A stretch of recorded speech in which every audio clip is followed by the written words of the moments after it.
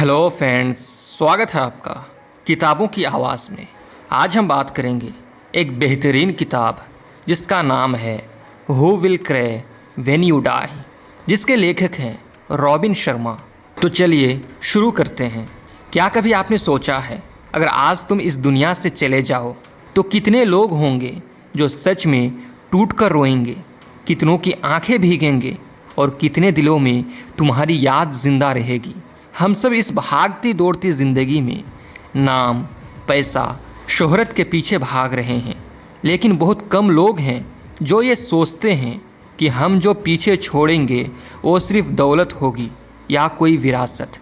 आज की ये कहानी सिर्फ एक किताब की समरी नहीं है, एक कहानी है एक लड़के की जो बदल गया एक सवाल से और बन गया एक ऐसा इंसान जिसे पूरी दुनिया आज भी याद करती है।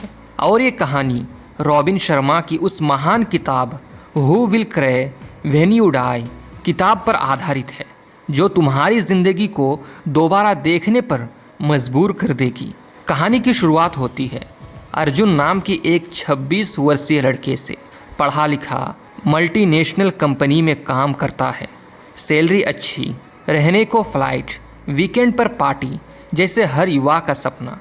लेकिन अर्जुन के अंदर कुछ खाली था। उसके चेहरे पर मुस्कान थी पर दिल में ठहराव नहीं। फिर एक दिन उसके बाबूजी की हार्ट अटैक से मौत हो गई।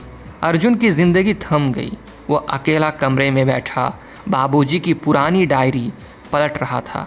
एक पन्ने पर लिखा था, बेटा, लोग तुझे तेरे पैसे से नहीं, तेरे व्यवहार से याद रखेंगे।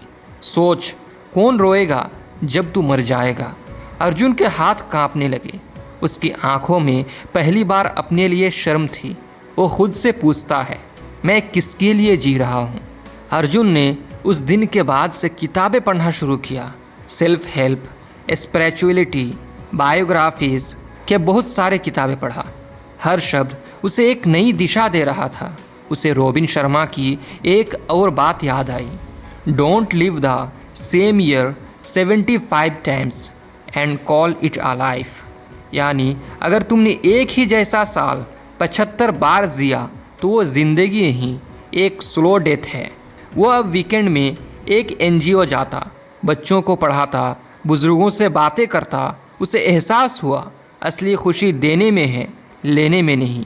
एक बच्चा अर्जुन से बोला, सर, आप जब आते हैं तो अच्छा लगता है, आप चले जाते हैं तो भी आप यहीं रहते हो।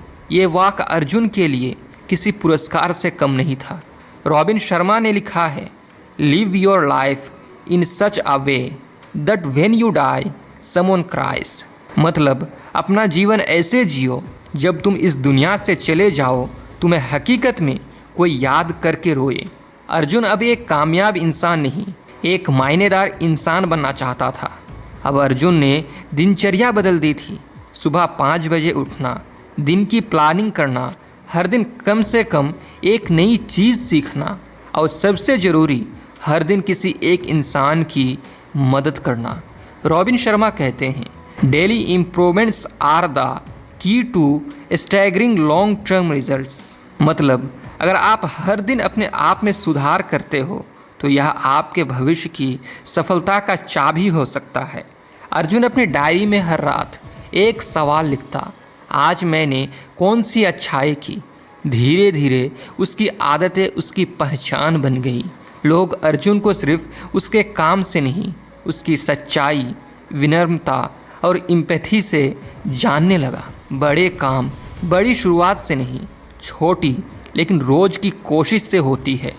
अब अर्जुन को बाहर की सफलता नहीं, अंदर की शांति चाहिए था।